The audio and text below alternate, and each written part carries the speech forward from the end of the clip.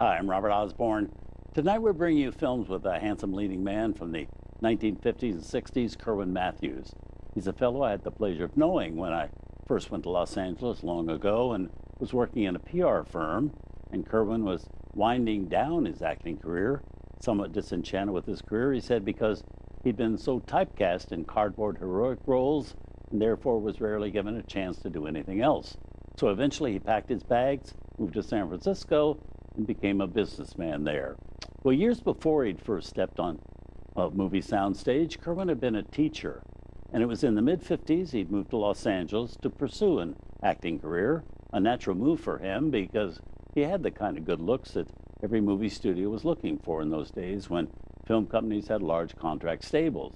Kerwin signed with Columbia Pictures at that time and soon was starring in adventure tales such as Ray Harryhausen's The Seventh Voyage of Sinbad, and the film we have for you next, which is called The Three Worlds of Gulliver, made by Columbia in 1960.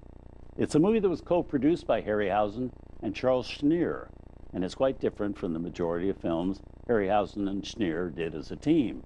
Most of their movies were based on original ideas they developed, ideas rooted in Ray Harryhausen's desire to create new jaw-dropping sequences using stop-motion animation.